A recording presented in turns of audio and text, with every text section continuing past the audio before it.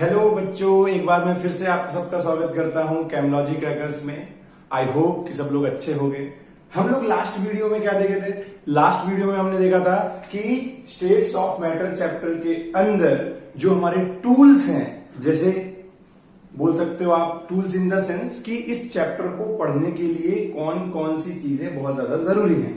तो उसमें से सबसे पहले हमने स्टार्ट किया था कहां से? ग्राफ प्लॉटिंग से। आई होप कि आप सभी ने वो पिछला वीडियो लेक्चर देखा है। आप प्लीज उसको देखें, क्योंकि इस लेक्चर में हम कुछ क्वेश्चन सॉल्व करने वाले हैं जो कि टोटली रिलेटेड हैं लास्ट वीडियो से।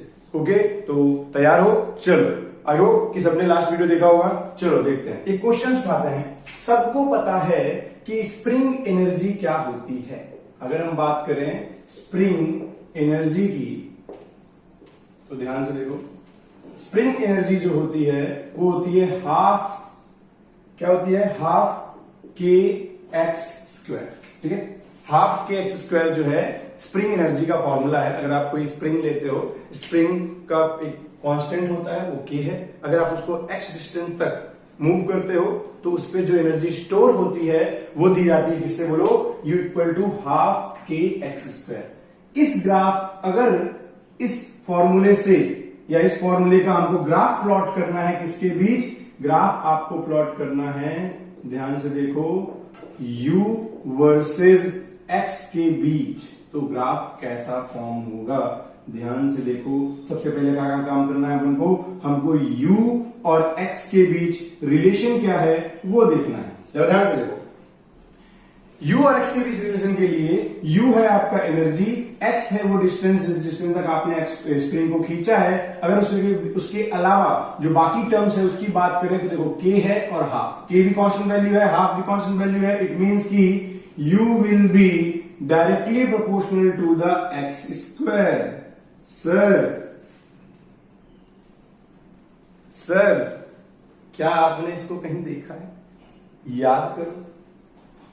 अरे सर, ये तो हम देखे हैं लास्ट वीडियो में ऐसा रिलेशन। सर, ये तो y is directly proportional to x square को फॉलो कर रहा है और ये तो पैराबोला का ग्राफ बनाता है। मैंने पैराबोला ही क्यों बोला? पैराबोला टाइप क्यों नहीं बोला? क्योंकि मुझे पता है सर, यहां पे m की प्लेस पे जो वैल्यू है वो है 1 और n की प्लेस पे जो वैल्यू है वो 2। इट मींस कि m इज टू n की वैल्यू 1:2 है। और जब भी कभी m इज टू n का रेशियो 1:2 या 2:1 आता है, इन दैट कंडीशन हम क्या बोलते हैं? जो ग्राफ हमारा प्लॉट होगा वो होगा पैराबोला। तो चलो ग्राफ बना के देख लेते हैं। ये है तुम्हारा u, ये है तुम्हारा x। अगर हम ध्यान से देखें तो सर, जिधर पावर कम, ग्राफ का माउथ उधर ही ओपन कर देना। ये लो, सिंपल बन गया। तो ये हमारा किसका फॉर्म हो गया? बोलो, ग्राफ स्प्रिंग एनर्जी में एनर्जी और एक्स के बीच। सिमिलरली अगर दूसरे क्वेश्चन की बात करें तो दूसरा क्वेश्चन का ध्यान से देखो, हम लेते हैं इस बार Kepler's law. T square is directly proportional to R cube. ध्यान से देखो, T square is directly proportional to R cube. आपको इसमें डायरेक्ट रिलेशन दे ही दिया गया है। अब आपको ग्राफ प्लॉट करना है। जरा ध्यान से देखो, हमने इस एक्सिस पे लिया t, इस एक्सिस पे लिया r। जरा ध्यान से देखो, क्या ये फॉलो कर रहा है? किसको? y की power m directly proportional to x की पावर n को, जहां m भी पॉजिटिव वैल्यू, n भी पॉजिटिव वैल्यू। सर, इसका ग्राफ तो पैराबोला जैसा दिखेगा, लेकिन उसको पैराबोला नहीं बोलेंगे। यस और नो? तो ग्राफ का माउथ किधर ओपन करना है? हमको पता है सर, जिधर पावर कम उधर माउथ ओपन कर दीजिए। सर, t की पावर 2 है, इट मींस कि इसका माउथ ओपन होगा कुछ इस तरीके से। लेकिन क्या इसको पैराबोला बोलेंगे?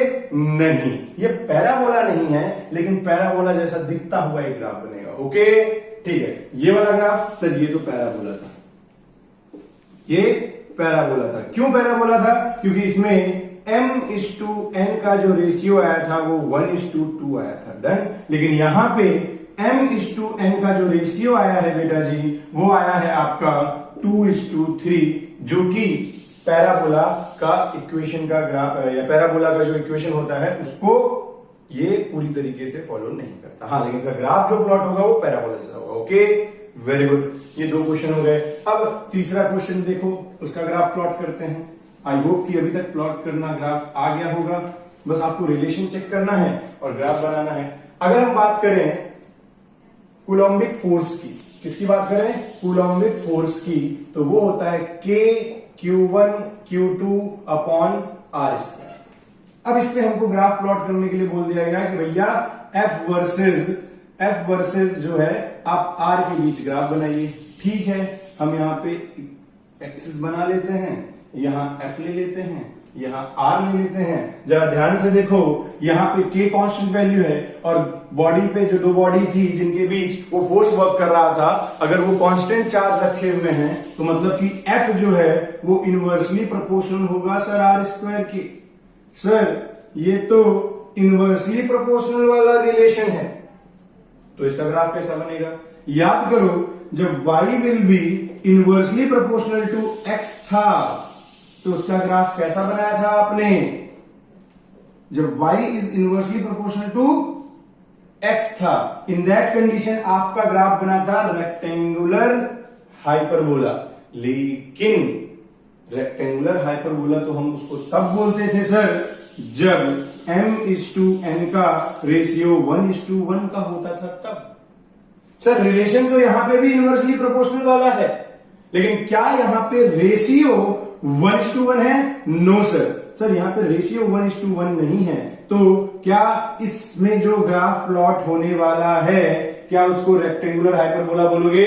नहीं, लेकिन ग्राफ कुछ ऐसा ही बनेगा, क्योंकि जब इनवर्सली प्रोपोर्शनल रिलेशन होता है ग्राफ ऐसा ही प्लॉट होता है। लेकिन क्या उसको रेक्टेंगुलर हाइपरबोला बोलोगे? नहीं बोलेंगे। सर यहाँ पे m/n का रेशियो 1:2 आ रहा है, इसलिए इसे रेक्टेंगुलर हाइपरबोला नहीं बोला जाएगा। वेरी गुड, चलो नेक्स्ट देख लेते हैं। फटाफट 2-4 एग्जांपल कर लेते हैं, इसके बाद उनको लाइन की इक्वेशन में लेके आते हैं। ओके, ऐसे ही एक इंडक्टिव रिएक्टेंस का एक फॉर्मूला होता है, तुमको मिलेगा फिजिक्स में, ध्यान से देखो, बाद में मिलेगा। अभी तो तुमको बस रिलेशन से मतलब है, ग्राफ से मतलब है। 2πf × L, ठीक है। इसमें 2π और f जो है वो है तुम्हारा कांस्टेंट वैल्यू। डन। तो आपको ग्राफ एक्चुअल में किसके बीच प्लॉट करना है? आपको ग्राफ प्लॉट करना है बेटा जी XL और L के बीच। तो ध्यान से देखो सर, यहां से हमको क्लियर समझ में आ रहा है कि XL is directly proportional to L है, और यहां पे m/n का रेशियो 1:1 का है, डायरेक्टली प्रोपोर्शनल और रेशियो 1:1। सर ये तो लीनियर इक्वेशन वाला है, जो कि सेंटर पॉइंट है ना, ऑरिजिन से स्टार्ट होगा और ऊपर की तरफ। क्यों? क्योंकि यहाँ पे ये वैल्यू जो है कांस्टेंट वैल्यू वो पॉजिटिव है। ओके, ठीक है। इसके बाद एक और देख लेते हैं, देन हम लोग फिर न्यू टॉपिक पे इंटर करते हैं। ध्यान से देखो, अगर हम बात करें XC इक्वल टू तो 1/2πfc, ये भी एक फॉर्मूला होता है। इसमें आपको ग्राफ प्लॉट करना है XC वर्सेस किसका? C का। तो कैसे करोगे? ध्यान से देखो, हमने जो है y एक्सिस में XC ले लिया और x एक्सिस में C ले रखा है। अगर मैं बात करूं तो सर 2πf कांस्टेंट वैल्यू है, it means XC is inversely proportional to the C, और सर यहां पे m/n का रेशियो 1:1 का है। सर ये प्योर रेक्टेंगुलर हाइपरबोला बनेगा। आई होप कि यहां तक सबको क्लियर है। Very good. ओके, तो यहां तक जो हमने देखा क्या देखा? हमने ग्राफ प्लॉट करना देखा, पैराबोला, रेक्टेंगुलर हाइपरबोला, और एक लीनियर भी देखा छोटा सा। अब हम लोग लीनियर ग्राफ को थोड़ा डिटेल में पढ़ेंगे, अच्छे तरीके से देखेंगे। डन। तो चलो स्टार्ट करते हैं। देखो, इक्वेशन ऑफ लाइन की बात करें, इक्वेशन ऑफ लाइन की बात करें तो इक्वेशन ऑफ लाइन होती है y equal to mx plus c। Okay, ध्यान से देखो, बहुत ध्यान समझना ये ना। मोस्टली हमारे ज्यादातर या हम लाइन की इक्वेशन से ही रिलेटेड हमें ग्राफ मिलते हैं, इसलिए इसको हम लोग डिटेल पे जा रहे हैं। ओके, ध्यान से देखो, y हो गया y एक्सिस में जो आपका डेटा है वो m एक कांस्टेंट वैल्यू है, x एक्सिस में लिया गया डिस्टेंस, और c है यहां पे आपका एक कांस्टेंट वैल्यू। ठीक है, अब सुनो, ये मान लो एक कोई लाइन की इक्वेशन है। मैथमेटिक्स जब इसको प्रैक्टिकली सॉल्व करके इसका ग्राफ बनाती है, जरा ध्यान से देखो कैसा बनता है। ये है y एक्सिस, ये है x एक्सिस। डन। यहां पे c को बोला जाता है इंटरसेक्शन। क्या बोला जाता है बोलो? इंटरसेक्शन। और ये इंटरसेक्शन कहां कट किया जाता है? हमेशा ध्यान रखो, ये इंटरसेक्शन अगर इक्वेशन ऐसी है, y आपके इक्वल के लेफ्ट हैंड साइड पे है और जो m है या कांस्टेंट वैल्यू जो है वो x के साथ है, देन जो यहां पे पूरी की पूरी कांस्टेंट वैल्यू बचेगी वो इंटरसेक्शन कहलाएगी। और ये इंटरसेक्शन बेटा जी कट किया जाएगा इक्वल के इधर की तरफ जो भी है। यहां पे हमारी इक्वेशन में क्या है? y है, इसलिए ये इंटरसेक्शन y एक्सिस में कट किया जाएगा। मान लो कोई equation x equal to my plus C होता, इन दैट कंडीशन आप वो इंटरसेक्शन कहां कट करते? सर हम उस समय x एक्सिस में कट करते। Done. Okay, very good. I hope ये समझ में आया होगा। इधर देखो, वापस से इंटरसेक्शन है आपका c। डन। क्या ये c की वैल्यू पॉजिटिव में है या नेगेटिव में है? सर c के पहले पॉजिटिव साइन दिया हुआ है और यहां माइनस तो कुछ है नहीं, मतलब c की वैल्यू पॉजिटिव में है। इट मींस कि आपको इंटरसेक्शन y एक्सिस में पॉजिटिव साइड कट करना है। नो डाउट, हमको पता है सर ये पॉजिटिव y एक्सिस है और ये हो गई आपकी नेगेटिव y एक्सिस और ये हो गई आपकी negative x axis. Done. x dash से मैं डिनोट कर दे रहा हूं, इसको y डैश से डिनोट कर दे रहा हूं। लेकिन हमारा जो इंटरसेक्शन है वो पॉजिटिव में है, जो कि हमको कट करना है y एक्सिस में, और पॉजिटिव y एक्सिस है सर ये ऊपर वाला। नो डाउट c की वैल्यू कुछ ना कुछ होगी, 2, 4, 10, 15, 20, 25 वॉटएवर जो भी है, बस पॉजिटिव में होनी चाहिए। तो मान लिया कि ये 0 है, या कोई ना कोई स्केल होगा कि सर 2, 4, 10, 15, 20, 25 ऐसा स्केल रहता है ना? ठीक है, ओके। मान लो c का कुछ ना कुछ वैल्यू है, अब c का कुछ भी वैल्यू हो सकता है, तो हम एज्यूम कर लिए कि सर यहां तक पहुंचने पे हमको जो है c का वैल्यू मिल जाता है स्केल में, c के इक्विवेलेंट वैल्यू। तो ये हो गया आपका इंटरसेक्शन कट गया। मतलब कि अब आपको ग्राफ ओरिजिन से शुरू नहीं करना है। याद करो, p इक्वल टू जब mx था, p इक्वल टू जब mx था, ये कहां था ये? पिछले वाले लेक्चर में। तो अगर किसी ने भी लास्ट लेक्चर बेटा नहीं देखा है, पिछला वीडियो नहीं देखा है, तो प्लीज आप पहले उसको देखो, तब ये बहुत स्मूथली और बहुत अच्छे से समझ में आएगा। डन। तो प्लीज, और जो भी पिछले लेक्चर का लिंक है वो मैं डिस्क्रिप्शन बॉक्स में डाल दूंगा। आपको करना क्या है, ये डायरेक्ट अगर इस लेक्चर पे आप आ रहे हो, इसको देख रहे हो, तो इससे पहले प्लीज मेरा रिक्वेस्ट है आप वो देखिए, बहुत अच्छे से क्लियरली स्मूथली ये समझ में आएगा। डन। लास्ट वीडियो में मैंने क्या बोला था? p इक्वल टू mx में क्या हो रहा था? m कांस्टेंट वैल्यू थी, then p will be directly proportional to x। और यहां पे जो ग्राफ प्लॉट हुआ था बेटा जी, हम लोग ऑरिजिन से ही शुरू किए थे। m की वैल्यू पॉजिटिव थी तो हम लोग सीधे इसको लीनियरली ऊपर की ओर लेके चले गए थे। डन। क्यों? क्योंकि यहां पे जो इंटरसेक्शन की प्लेस पे था वो तो 0 था, तो वहां पे इंटरसेक्शन कट नहीं करना पड़ा, हमको ग्राफ ओरिजिन से ही शुरू करना पड़ गया। यस और नो? Very good. लेकिन यहां पे सर इंटरसेक्शन तो है और वो इंटरसेक्शन की वैल्यू पॉजिटिव में है। इंटरसेक्शन कहां कट किया जाता है? अगर ऐसा सिचुएशन है, y इधर है, तो इंटरसेक्शन इन y एक्सिस, और अगर यहां पे x होता तो यही इंटरसेक्शन इन x एक्सिस हो जाता और यहां पे उस समय y रहता। डन। ठीक है, तो आप देखो ध्यान से, यहां पे c की वैल्यू पॉजिटिव में है। अगर c की वैल्यू पॉजिटिव में है बेटा, तो आपको पॉजिटिव y एक्सिस में जाना है और पॉजिटिव y एक्सिस में c के इक्विवेलेंट वैल्यू कट कर लेनी है, और कट करने के बाद x एक्सिस के पैरेलल यहां से एक लाइन आपको इस तरीके से ड्रॉ कर लेना है। ठीक है? क्यों? क्योंकि अब जो है हमारा जो ग्राफ प्लॉट होगा वो इस पॉइंट से शुरू होगा। इंटरसेक्शन कट होने के बाद जो डिस्टेंस बना, इसके ऊपर से यहां से प्लॉट करना है। डन। ठीक है, ये तो हो गया सर। अब इसके बाद बात करते हैं सर इस इक्वेशन में m क्या होता है। m को बोला जाता है स्लोप। क्या बोला जाता है बोलो? स्लोप। अब स्लोप मतलब आपको ग्राफ यूं प्लॉट करना है या यूं प्लॉट करना है या इधर किसी भी डायरेक्शन में, तो उससे एक स्लोप बनेगा। ये सो नो कॉमन सेंस वाली बात है। तो m की वैल्यू जरा ध्यान से देखो, m की वैल्यू भी पॉजिटिव में है सर। यहां पे m जो है वो भी पॉजिटिव में है और c की वैल्यू भी पॉजिटिव में थी। c की वैल्यू पॉजिटिव होने के चक्कर में हमने पॉजिटिव y एक्सिस में c इंटरसेक्शन कट कर लिया। अब बात आती है m की, m भी पॉजिटिव वैल्यू है, इसका मतलब इसका स्लोप पॉजिटिव होगा और पॉजिटिव स्लोप होगा इट मींस कि ये प्लॉट होगा कुछ इस तरीके से। डन। और ये एंगल जो है वो कहलाएगा थीटा। चाहे तो आप इसी लाइन को पीछे की ओर भी मूव करा सकते हो सर, ये थीटा भी, ये एंगल भी थीटा ही होगा। और इस थीटा का अगर tan निकाल लिया आपने, tan थीटा फाइंड कर लिया, वो आपको डायरेक्ट m की वैल्यू पकड़ा देगा या आपको स्लोप की वैल्यू दे देगा। डन। अब बात ये हुई सर, ध्यान से समझो, हमको ये कैसे पता चला कि ऐसा ही प्लॉट करेंगे तो m पॉजिटिव में आया? Very good.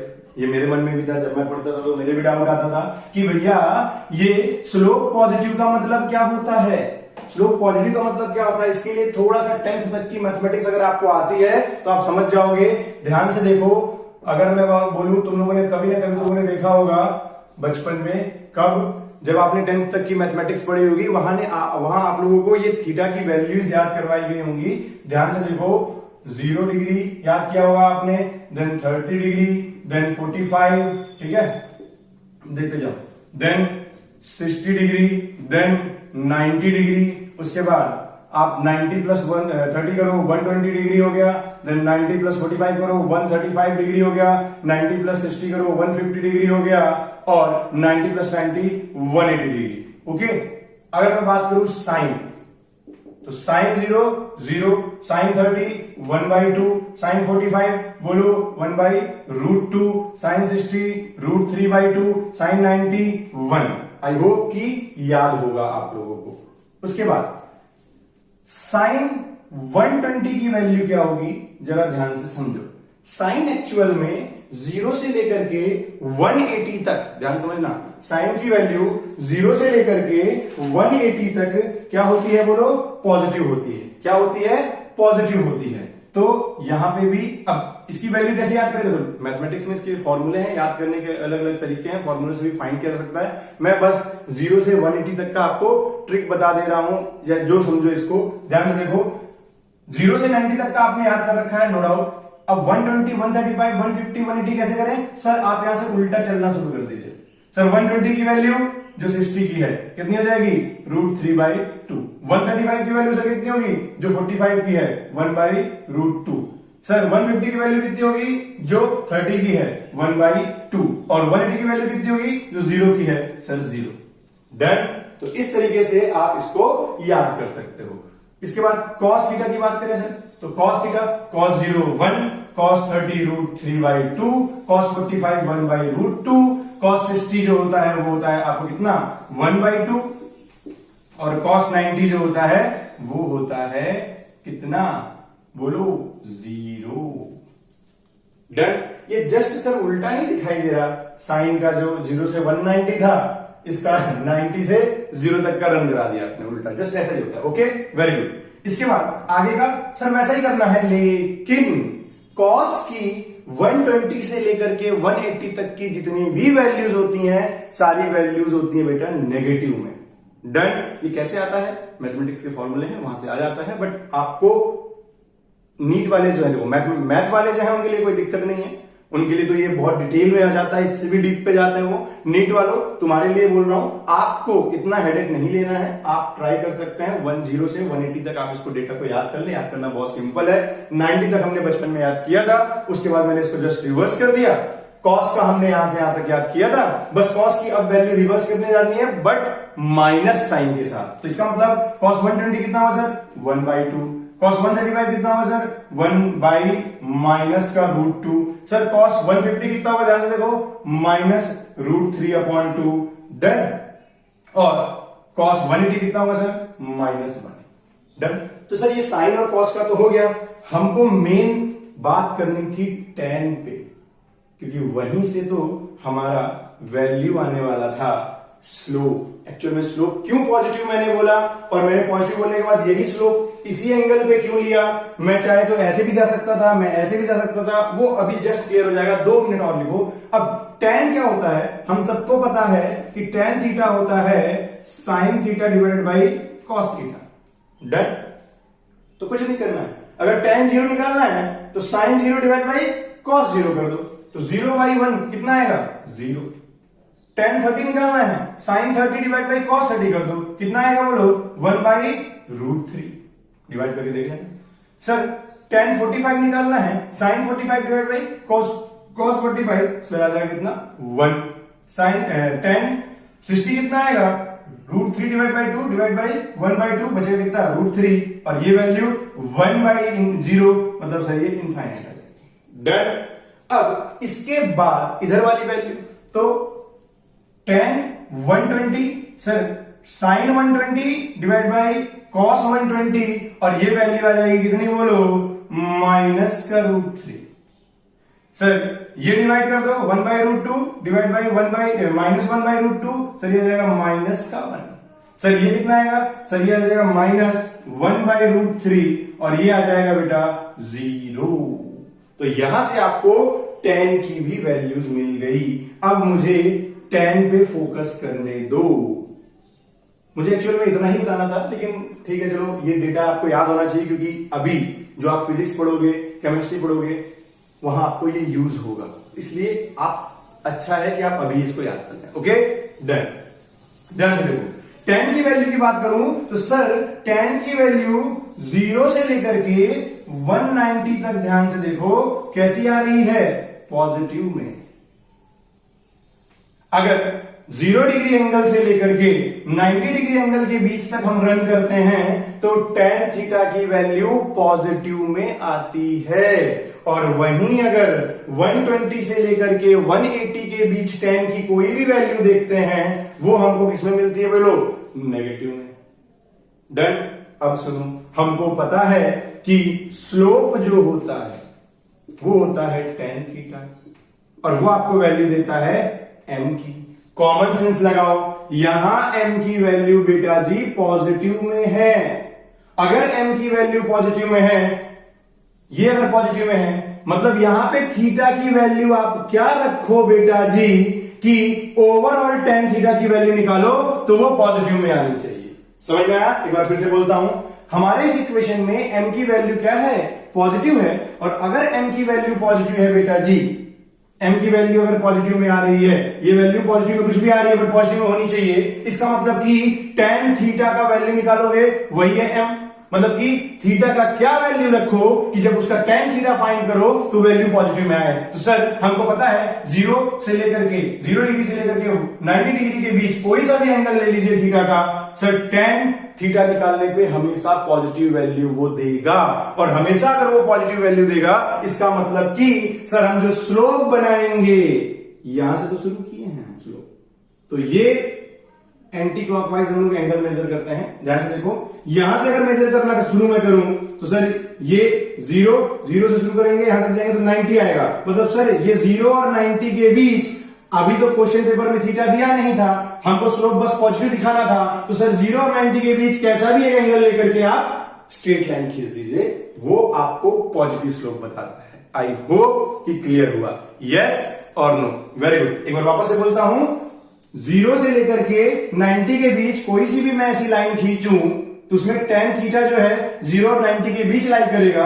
और 0 और 90 के बीच लाई करेगा तो tan की वैल्यू उसमें पॉजिटिव आती है, मतलब हमारा स्लोप भी पॉजिटिव बन जाएगा। Okay very good. तो ये अगर क्लियर हुआ है क्या देखा हमने, एक बार वापस से देख लो sir. y equal to mx plus C का ग्राफ बनाना था, c इंटरसेक्शन पॉजिटिव में था, इंटरसेक्शन हमें वहां कट करना होता है, इक्वल की इधर जो वैल्यू होती है, यहां y था तो y एक्सिस में पॉजिटिव में था, तो पॉजिटिव y एक्सिस में c के इक्विवेलेंट वैल्यू के इक्वल एक इंटरसेक्शन कट कर दीजिए, कट कर दिया। कट करने के बाद वहां से y x एक्सिस की एक पैरेलल लाइन खींच लीजिए, उस पैरेलल लाइन से अब आपको ग्राफ प्लॉट करना स्टार्ट करना है। हमने यहां सेंटर पॉइंट पे रखा पॉइंट, अब हमको देखना था हमको प्लॉट ऊपर की ओर जाना है या इधर जाना है या इधर जाना है या इधर जाना है, कहां जाना है, तो ध्यान से देखो। इसके बाद स्लोप को ध्यान से देखो, स्लोप पॉजिटिव में है सर, स्लोप पॉजिटिव क्या होता है, स्लोप होता क्या है सर, स्लोप होता है tan थीटा, मतलब tan थीटा की वैल्यू पॉजिटिव आनी चाहिए। tan थीटा की वैल्यू पॉजिटिव में तब आती है जब आप 0 से लेकर के 90 डिग्री के बीच एंगल पे रन करते हैं। तो हमने यहां से जो ग्राफ प्लॉट किया बेटा जी, वो इतना एंगल रखते हुए करा कि वो 0 और 90 के बीच आ जाए। समझ में आया, इसका मतलब कि स्लोप पॉजिटिव में है। आई होप कि ये चीज अब आप लोग की क्लियर है। डन। तो एक काम करते हैं, ये अगर क्लियर है तो एक दूसरा ग्राफ बनाने की कोशिश करते हैं, वहां से समझते हैं। Okay, very good. अब ध्यान से देखो, लोगों के मन में क्वेश्चन आएगा सर सी नेगेटिव हो जाए तो क्या होगा, सी है ना, एम नेगेटिव हो जाए तो क्या होगा। डोंट वरी, सारे वन बाय वन बना लेते हैं। देखो y equal to M x minus c. Sir इस बार स्लोप तो पॉजिटिव में है, यस और नो, स्लोप जो है वो पॉजिटिव में है, बट इंटरसेक्शन की वैल्यू जो है वो नेगेटिव में आ रही है। डन। मतलब कि tan थीटा, थीटा ऐसा लेकर के रन करना है कि tan थीटा की वैल्यू आपको पॉजिटिव में मिले और इंटरसेक्शन नेगेटिव में लेना है। क्या इक्वल की इधर y एक्सिस है, यस सर, तो कोई बात नहीं, एक काम करो, y ये y डैश, ये x डैश, ये x, करना क्या है बेटा, कुछ नहीं करना है। आपने क्या देखा कि आपको इंटरसेक्शन कहां कट करना है, y एक्सिस में, लेकिन इंटरसेक्शन नेगेटिव में है, मतलब आपको नेगेटिव y एक्सिस में जाकर के इंटरसेक्शन कट करना है। ध्यान से देखो, ये हो गया सेंटर। डन। ऊपर की ओर जाते तो सर पॉजिटिव में इंटरसेक्शन चाहिए था, लेकिन इंटरसेक्शन की वैल्यू नेगेटिव में है, आपको negative axis, negative y axis में आना है। कहां तक, लगभग एक एप्रोप्रिएट वैल्यू जहां तक आप मान सको कि वो सी के इक्विवेलेंट है। मैंने मान लिया ये वैल्यू सी के इक्विवेलेंट है, हमने नीचे की ओर कट किया तो अंडरस्टूड है कि सी की वैल्यू नेगेटिव में है। डन। उसके बाद वहां से एक पैरेलल लाइन खींच लेनी होती है हमको, किससे, एक्स एक्सिस के। अब हमारा ग्राफ जो है सेंटर पॉइंट, ऑरिजिन पॉइंट से शुरू ना होकर के कहां से शुरू होगा, इस पॉइंट से जहां पे आपका इंटरसेक्शन कट हुआ है। अब यहां से सर नीचे की ओर जाएं या ऊपर की ओर जाएं, ये क्वेश्चन, तो कॉमन सेंस लगाओ। स्लोप कैसा है, स्लोप देखो पॉजिटिव में है, और अगर स्लोप पॉजिटिव में है तो सर एंटी क्लॉकवाइज हम एंगल मेजर करते हैं, हमको नो डाउट सर ग्राफ को ऐसे ही खींचना पड़ेगा। क्यों, क्योंकि इस तरीके से, चाहे तो इसको पीछे भी रन करा सकते हो, कोई दिक्कत नहीं है। ये लाइन है, लाइन तो इनफाइनाइट तक जाती है, इधर भी, उससे कोई दिक्कत नहीं। ठीक है, अब ध्यान से देखो, ये एंगल, ये थीटा, क्या ये थीटा 0 और 90 के बीच है, यस सर। क्या अगर 0 90 के बीच है थीटा, तो क्या वो आपको स्लोप पॉजिटिव में देगा, यस सर देगा। चाहे यहां से थीटा मेजर कर लो, चाहे ये थीटा, दोनों इक्वल होते हैं। डन। तो ये बन गया तुम्हारा y equal to M x minus C का ग्राफ, खत्म। Very good. अगर y equal to M x minus C बन गया है तो अब हम लोग स्लोप को नेगेटिव में लेते हैं। क्या मैं इसको हटा दूं यहां से, ओके। ध्यान से देखो, अब नेक्स्ट, इस बार देखो हम बना रहे हैं y equal to M x, minus का mx ले लो, प्लस का c ले लो। सर इस बार इंटरसेक्शन मैंने पॉजिटिव में रखा है, लेकिन जो स्लोप है, जो tan थीटा की वैल्यू है सर, वो नेगेटिव में आ रही है। किसमें आ रही है बोलो, नेगेटिव में आ रही है। ओके, कोई बात नहीं, चलो हमने ये एक्सिस बना ली। ओके, ये वही आपकी y एक्सिस, ये वही y डैश, ये x एक्सिस, ये x डैश। डन। ठीक है सर, c यहां है, इक्वल की इधर y है, मतलब इंटरसेक्शन तो सर y एक्सिस में कटेगा। ठीक है, क्या इंटरसेक्शन पॉजिटिव में है, ठीक है, तो आप इंटरसेक्शन को पॉजिटिव y एक्सिस में कट करिए। मान लिया मैंने, ये डिस्टेंस कितना है बोलो, c है, कट गया इंटरसेक्शन। इंटरसेक्शन कटने के बाद जरा ध्यान से देखो, ग्राफ तो यहां से शुरू होगा प्लॉट होना, बट सर हम ऊपर की ओर जाते इस तरीके से तो उस समय तो स्लोप पॉजिटिव में आता है, हमने देखा है। लेकिन हमारे इस वाले क्वेश्चन में स्लोप तो है बेटा नेगेटिव में, और अगर स्लोप नेगेटिव में है तो क्या करेंगे, जरा ध्यान से देखो सर, tan की वैल्यू अगर 120 से लेकर के 180 के बीच देखो तो नेगेटिव में आती है। इसका मतलब ये हुआ कि सर इस बार एंगल जो है वो 0 और 90 के बीच नहीं रखना है, तो कहां रखना है, 120 से लेकर के 180 के बीच रखना है, और उस तरीके से क्या करना है, लाइन खींचनी है आपको। और एंगल कहां से मेजर करते हो सर, एक्स एक्सिस या एक्स एक्सिस के पैरेलल कोई भी लाइन खींच लो वहां से, तो ठीक है सर। यहां से हम ग्राफ प्लॉट करना शुरू करें तो अब ध्यान से देखो, जब भी स्लोप नेगेटिव में आ जाए तो आप क्या करो, अभी जो ऊपर की ओर जाते थे ऊपर की ओर ना जाकर के आप ऐसे चले जाओ, डन। और इसको चाहे तो इधर पीछे की ओर मूव करा सकते हो, लाइन है, लाइन इधर भी इनफाइनाइट तक जाएगी, इधर भी इनफाइनाइट जाएगी, कोई दिक्कत नहीं। जरा एंगल मेजर करके देखो, ये हमारी एक्स एक्सिस, यहां से एंगल को मेजर करो, कॉमन सेंस लगाओ, ये एंगल अगर मैं इस पॉइंट पे एक वर्टिकल लाइन खींच दूं, ध्यान से देखो, तो सर यहां से यहां तक तो 90 डिग्री होता, लेकिन ये जो लाइन का एंगल बना है सर यहां से लेकर के यहां तक है, क्या ये 90 से ज्यादा है, यस सर, और ये 180 से कम है सर। ये वाला जो एंगल बना है सर ये 90 और 180 के बीच में है। इसका मतलब कि ये जो स्लोप दिखा रहा है ये आपके नेगेटिव स्लोप को दिखा रहा है। डन, क्लियर है, वेरी गुड। तो इसका ग्राफ कुछ इस तरीके से प्लॉट होगा, और यहां पे जो भी थीटा की वैल्यू आएगी आप उसका tan थीटा निकालोगे, वो आपको स्लोप दे देगा, और वो हमको 100% क्लियर है कि नेगेटिव में ही आने वाला है। क्यों? क्योंकि थीटा सर 90 और 180 के बीच में है, और tan के केस में जब थीटा 120 और 180 के बीच में होता है तो वैल्यू नेगेटिव में आती है, जो कि इस इक्वेशन को पूरी तरीके से फॉलो कर जाएगा। क्लियर है?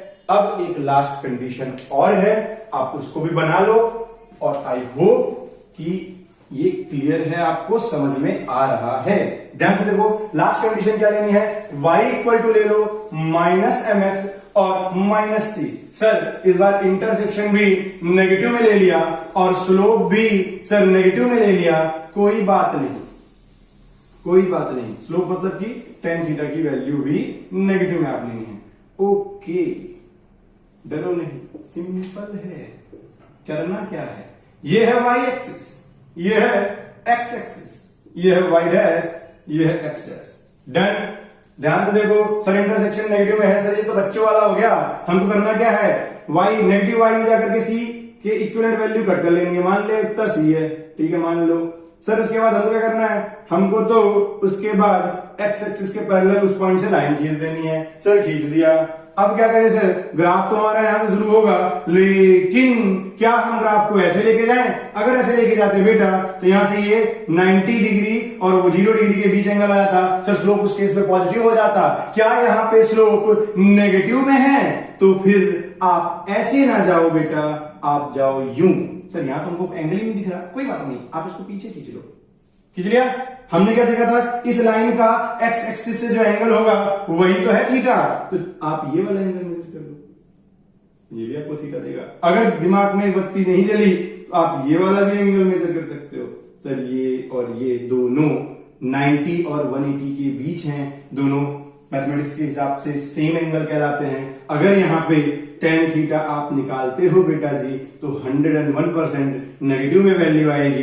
इसका मतलब स्लोप भी नेगेटिव में आ चुका है, और सी भी इंटरसेक्शन में नेगेटिव में लिया, मतलब ये वाला ग्राफ प्लॉट होगा आपका y equal to -mx plus c का। डन। तो ये सारे ग्राफ आपको बनने चाहिए, इतना सफिशियंट है, ये आपके लिए परफेक्ट है।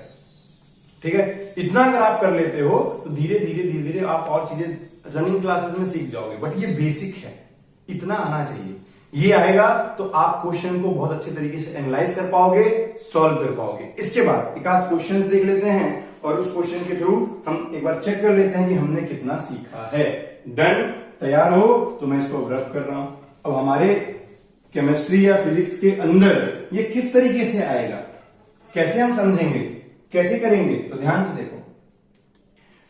एक क्वेश्चन लेते हैं, ध्यान से देख लो क्वेश्चन क्या ले लिया जाए। ओके, एक फिजिक्स में इक्वेशन होती है, ध्यान से देखना, V equal to V naught, voltage का है 1 प्लस अल्फा टी। डन, ठीक है। क्वेश्चन कुछ भी है, डजेंट मैटर, हमको ग्राफ प्लॉट करना है। ये क्या है, कैसा है, उस पर ध्यान मत दो, बस अभी हमको देखना है कि ग्राफ किसके किसके बीच प्लॉट करना है, उनके बीच आपको रिलेशन बनाना है, दैट्स इट। बाकी सारी चीजें आप कांस्टेंट मान लीजिए। ओके, ठीक है। आपको ग्राफ प्लॉट करने के लिए दिया गया बेटा, आप ग्राफ प्लॉट करिए V और T के बीच, ठीक है सर। V और T के अलावा बाकी सारे कांस्टेंट है, मतलब V नॉट भी कांस्टेंट है, 1 तो कांस्टेंट है ही, अल्फा भी कांस्टेंट है, ठीक। तो कोई बात नहीं सर, V इक्वल टू, हम इसको अंदर रन करा देते हैं सर, V नॉट, इसका मल्टीप्लाई से भी, इसका मल्टीप्लाई से भी, तो V not plus V naught alpha T, ठीक है। अगर मैं ध्यान से देखूं तो सर Y के प्लेस पे V है सर, इसको तो मैं Y बोल सकता हूं। T के प्लेस पे X है, मतलब ये आपका क्या है बेटा, X है।